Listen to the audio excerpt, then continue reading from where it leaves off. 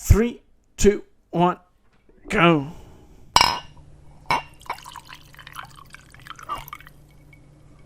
So, like I was saying, do you believe in right and wrong? Right and wrong. Yeah, And we're live. We're yeah. live. That's a good introduction to this half an hour of an episode that we're going to do tonight on this 17th of June 2025 at 21:26. And you can see I'm already trying to push this question because I don't want to answer it because it's such a damn loaded question, but I'm going to try. So, do I believe in right and wrong? Well, we were just discussing TV shows. Raymond Reddington, Walter White, Dexter Morgan, Jimmy McGill / Saul Goodman, all these fictional characters, but we also have real life characters like Elon Musk, Jeff Bezos, Donald Trump, Yeah, and I'm just gonna characterize them at the same lines as all these other fictional characters because we're here in Europe and we have a European perspective of the American world, and the American world is, in my opinion, going downhill. So I want to bash America a little bit right now. I'm sorry, I have a lot of respect for America, but right now, at least until Trump is no longer president. I have something for this when you finish. Okay. Okay.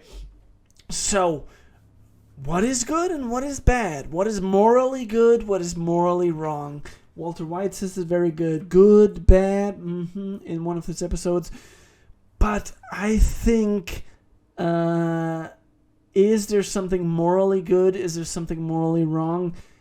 I'm just going to actually use the philosopher Richard Precht's account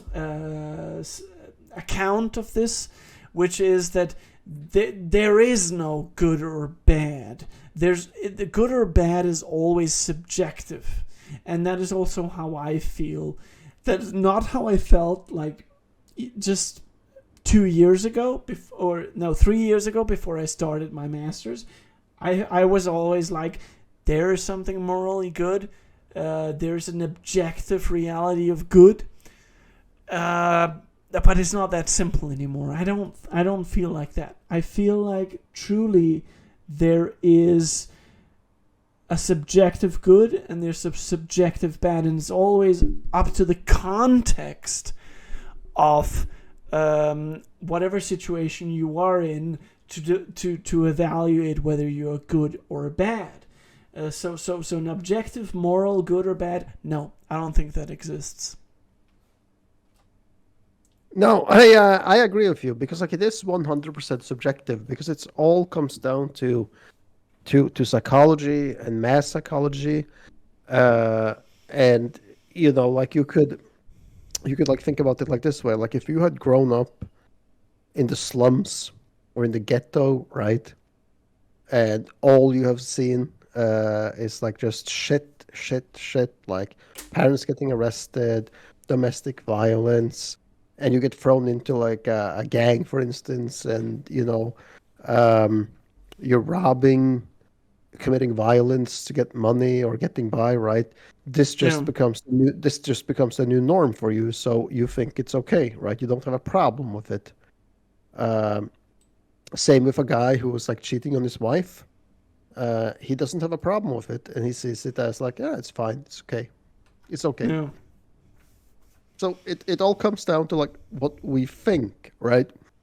And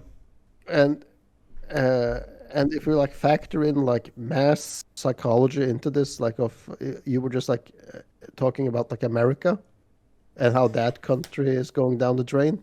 Yeah. You definitely. Like 50 years ago, you didn't have slums in America, and now you have slums and you have more and more ghettos and people living in poverty and struggling to get by, right? Yeah. And this again lowers the bar for what people are willing to do, what people are willing to commit in order to get by, right? Yeah. And I should like emphasize here that I don't think that you should make a mistake there, because you shouldn't put Europe in on a high horse, because I think Europe is heading in the same direction. Yeah, of course. Because like sure you have I never said they weren't, but but I can see how you think that it sounds like I'm sorry I interrupted you right now. I don't hope it was anything important. But, that's fine. But the thing is, like, America is just, with Trump, America is on speed right now because he is the most erratic president they've had in a long time. It goes all the way back. I mean, I don't know if we've ever had a person that is so inclined to populism, that is so changing his policies dependent on what group he's talking to. Is he talking to immigrants? Does he want more deportations, or does he want a better economy? Those two things, whether you want a better economy for America or whether you want deportations, those are two oppositely opposite movements. In fact, you need a lot of migrants to better the economy. In order to have that growth, you need a lot of people coming from the south to take those poor labor jobs that nobody wants to do in the U.S. So those positions are already far apart, and he's like alternating between that. And that's just so yeah. Deportations, that's one area. Then there's economy, that's another area. Then there's foreign policy. There he also seems to change his mind whether what Putin wants and what is popular in America to be said. There's at no point in American history has there been a leader who's been bending so much to the will of what is popular in America. And that is, it doesn't say so much about the character of Trump, actually. It says a lot more about the polarization of America right now. But that combination of a highly polarized America, which is also going on here in Europe, but not at the same scale, and with a president who's on speed, who's enforcing that polarization, then you can see how America is just much more doped up than Europe right now. But yeah, I get there's also right-wing tendencies here. Europe isn't perfect by far. Yeah. I agree with you. Like it is all about like mass psychology, and it's all about like what we are experiencing and what we are like, how to put that, exposed to in like social media, politics, what we're being told, what we believe the norm is of like how to behave, right? Yeah. But you also have like frustration levels like factoring in here. And those frustration levels seems to be like lowering the bar. People are like getting more impatient. They are like, at least like I feel like that. People are like getting more impatient. Like we've also discussed of like how more difficult it is to commence a conversation with a stranger today, contra how it was like decades ago when you didn't have all this influence, when you didn't have like this norm. Like for instance, 20 years ago, right? I don't know if you can remember, but if it was, for instance, like a murder on the news, like, oh, some woman has been killed or this happened, right? Your parents probably would be like, oh my God, Alexander, that's horrible. But fast forward till today, and here just being like, meh. Bombs dropping over Gaza, meh. Bombs dropping in Ukraine, meh. It's like it's like creating like a numbness because we are accepting it at a different level now than we did then, right? Because then you would be like exposed to it like maybe like once a week, maybe like a few times a month, right? But today you're like, it's like complete overexposure. It is every single day, right? We're desensitized and overstimulated with numbed, completely numbed by it, right? And we talked about this in the last one, 134, episode 134. This is the good thing about also not pumping out too many episodes on the corner. This is a good example right here on the corner. This is like, it's probably a week ago since we made the last episode, and now we make one again, and that ensures that we don't oversaturate this channel. We are just taking it slow, and right now we're only doing 30 minutes because that's all we have that's all we have time for, and that's all we have been preparing for. So but also like I and you don't want to like force anyone to like sit and listen for 2 hours on this. No, and that would be too much. Yeah. Although, I mean, Joe Rogan does it, but that's also a different. I mean, in this day and age, that actually, I kind of agree. I disagree on that one though, because in this day and age, where we have Spotify and we have YouTube and all that stuff, you can always just pause and then continue the podcast. Sure, but the majority of people have like the patience to like listen for like a couple of minutes and then decide like, is this interesting to listen to? Oh, nope. yeah. I'll do something else, right? And I agree that it makes much more sense to make an episode of shorter time and then put a label on it, like this one where we are talking about morality, good versus evil, and then we have that for this, rather than making a 2-hour or 3-hour podcast on this and then losing people who are just tuning out after 10 minutes because they're not interested in the subject. Then it's I wanted to like ask another question before I lose it. Yeah. So we have just like talked about like how numb people have become, desensitized, or like what was the word that you used? Overstimulated. Yeah. And just completely numb to it all and impatient that things needs to happen now, right? Yeah. So question. You go out now to where you live or anywhere else in the street, ask someone the question, do you have like a vision of where you see yourself in 20 years? Would you get an answer for most people, or would most people just say like, nah, like I'm just like barely thinking like I'm a week ahead or a month ahead because I need my job, I need money, and like I got so much on my mind right now.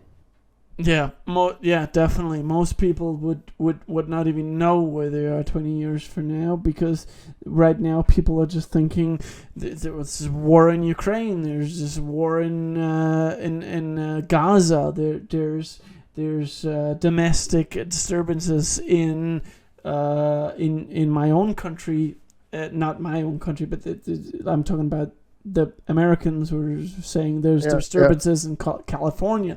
The National Guard is rolling over me. Yeah. I mean, what did you think about that, though? Trump sending 5,000 fucking troops to California to fucking quiet down some relatively peaceful protests. I wanted to like make like a bad joke there and say like, it sounds very Russian. Yeah. to do that. And that's it. I mean, like, Trump is, and there's a reason why he is like, as they call it, normalized discussions with Russia, and that may be true. he is opening up a dialogue to Putin, and then actually there's a lot of good things in that as well. Again, good versus evil. It's not to say whether that's good or bad. I want like if there was an American here now, right? I wish it would be like the one guy that would say, "Nah, you know, I don't give a fuck about any of that. I just mind my own business. I don't watch the news. I don't give a crap." So, and then like, so where are you heading now, you good sir? Yeah, exactly. Yeah, well, I'm heading up with my pickup truck to Lake Superior to my small boat. I'm gonna do some fishing for the weekend. Until good sir, you realize that there is some Russians that have actually like just gone in there, and they're like trying to claim that this lake is theirs, even though it's in the U.S. What do you say about that, good sir? How do you plan to counter that, good sir? Well, I'm just gonna drive up there and then offer them a beer and then go out my boat. But how are you going to do that? You don't speak their language. They're just going to say, "What's skriva? There's some manners. I'll just hand them the beer and then walk on. Either they'll shoot me either they shoot me or they won't." Oh man, I love that kind of optimism though, because that's kind of like that's the optimism that creates hope for humanity in a way, because it means that we don't have to get bogged down in languages. We all speak, and I should be the first to know, right? I've studied languages for 5 years now. I should be the first to know that languages mean a lot, but still at a fundamental level, we are more the same than we are different. And I think we need to know that much more. And as one of my favorite, right now I'm often watching a program on the Danish radio. It's a little bit misleading. It's called Danish radio, but it's actually a TV program, a TV channel, where they have a program called Debatten. I don't know if you've seen that. The Debate, which is with Clement Kjersgaard. It's who's a hugely intellectual speaker, and he usually like the last couple of episodes he ends with the sentence, the more in disagreement you are with someone, the more you disagree with someone, the nicer you have to talk to them. And I like that statement. I really like that. It really gives a good. It doesn't matter whether you're good or evil, whether you're on one side or one another, but just if you have that perspective, if you disagree with someone, the more you disagree with someone, if you have as a if you have as a motto, if I disagree a lot with someone, then I also have to talk really nice to them, because then we avoid the war. We literally avoid war. Yeah, we do. And I want to back you up a little bit. This communicating with without language. Have you tried it before? I have to. Yeah, I have, but it's a long time ago. I mean, having studied languages, I'm indoctrinated to communicate in language. 10 years ago, right? I was on this trip in the farmlands of Portugal, right? Yeah. And it was a guided tour, and the guide spoke English, so he could translate a little bit. But it was so goddamn peaceful, man. We went to this farm, and there was this old woman who was manning the farm by herself, farming the fields, making the local schnapps. And butchering her own chickens, right? So we are there, and she's just talking, and I can't understand anything, but it's just like sign language, like oh yeah, yeah, like yeah, like so you get it, like okay, like this is schnapps. Oh, this is like unfiltered, like I don't know how to like put it, like how it is like before you get like taste and stuff into it, just a clean schnapps. The Yeah. strong, the strong one, be like, oh god damn, like that was strong, but it was like so peaceful, like and you're like eating in silence, eating like a fresh chicken and fresh oranges, tasting like completely different than anything you buy at the store because like um, there's no chemicals added to it, right? Yeah. So you're just like sitting there and you're like drinking this fresh pressed orange juice, eating oranges and chicken, and drinking schnapps, and just watching the fields while the sun goes down, and a tractor in the distance. Wow.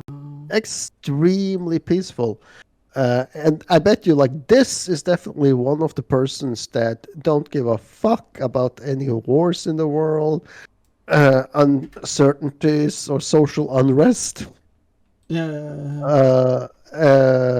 And so, like, it does exist, but it's extremely rare because people of like our generation forget that this is actually someone's way of life.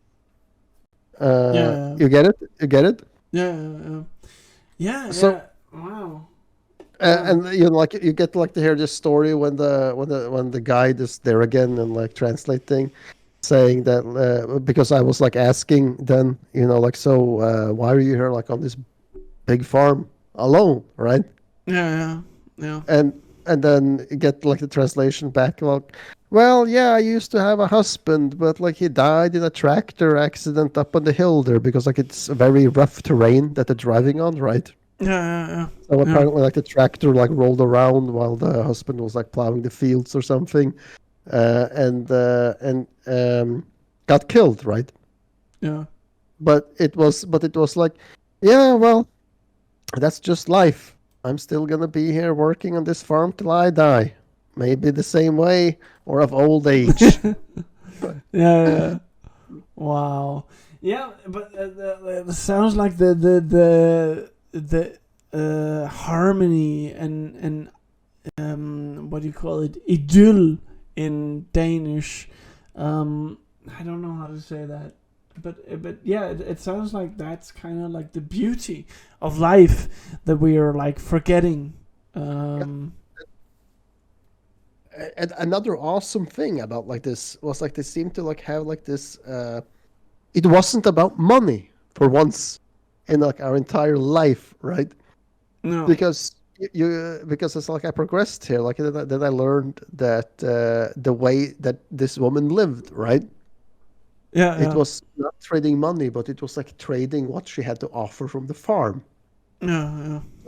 So she would be going over to like one of the neighbor farms or something, right? With like, can I trade some oranges for a chicken? Yeah. Or can I trade Can I trade some chickens for a goat? No. Or eggs for this, or materials to make clothes? A much more physical way to be in the world. It's like that's what I've talked about before on this podcast as well. We have gone from a physical existence to an abstract existence. Now we're dealing with the numbers that are in our bank accounts. Yeah. We're dealing with very, like, to quote Matthew McConaughey from The Wolf of Wall Street, very acidic, very above the waist, very above the shoulders, mustard shit. Yeah, right? It kind of wicks some people out. It does. And that's just quoting Matthew McConaughey from the movie, but it's like the message still stands, that it's kind of like it's abstract, and it's intellectual. It's on a level that we can understand, but that we are not built to understand. We're not on that level. Yes. I know. So and so that's the like my problem. so my ultimate vision, like I said, like parts of it, is I'm living in like a small house in the Mediterranean in 20 years in like Malta, a townhouse in Malta or a farmhouse in Cyprus. Uh, and I Yeah, can just like enjoy my coffee on the porch, looking at the stars, right? Or a wine. yeah, And then like go to the town on occasionally and like strike up coffee conversations with strangers, yeah. oblivious to like politics and social unrest and all that bullshit. Uh, because in like the grand scheme of things, you can't do anything to control it. No, but So but that's just because, like, fuck, man, I can't help but thinking. This is of course based on all these other theories that I know, but what do you mean? Actually, I would like to take it just down to earth right now. What do you mean yeah, when you say politics?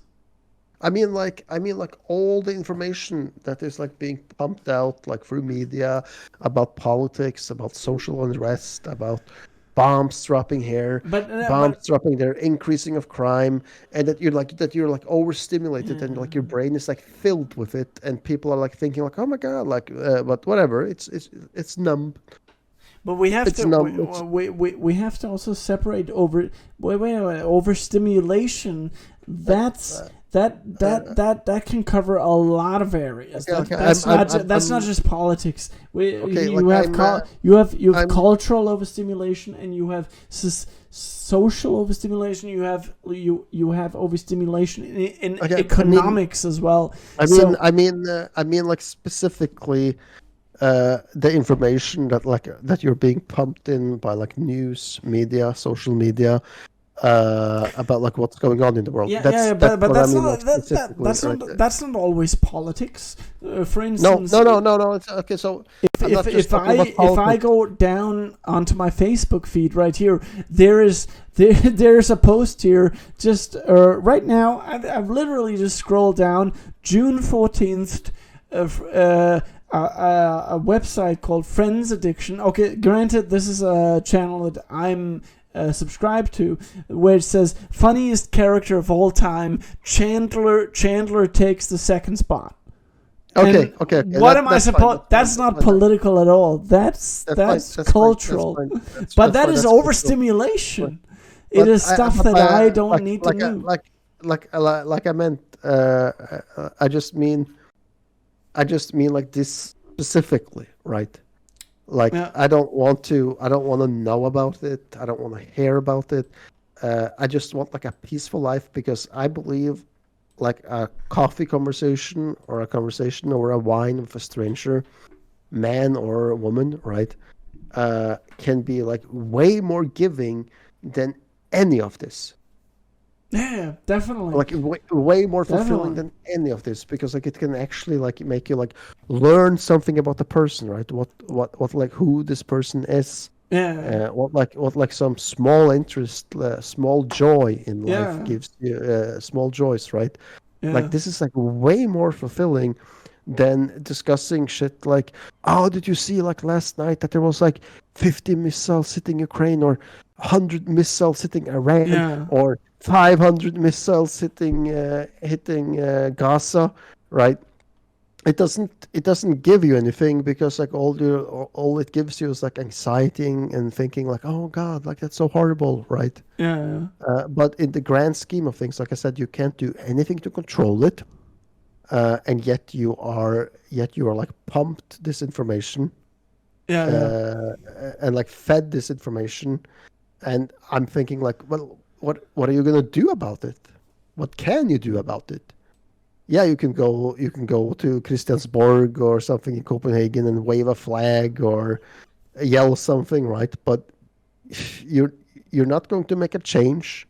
You're not going to make a difference. You can't you can't stop whatever is happening from happening. Yeah. So again, like I think that people should like worry more about themselves, right? And focus more on like connecting to people, more love than hate, than frustration, Yeah. then you get what I'm saying. Yeah, I'm just enjoying Yeah. it. I'm enjoying it right now. Because Yeah. like this all the shit that is happening, all the media exposure, all the exposure that like we are part of, right? It strips away, like the humanity that we have left. Yeah, it does. Yeah. I mean, I could think of a lot of counter arguments right now, and that maybe that could be a little teaser for future episodes.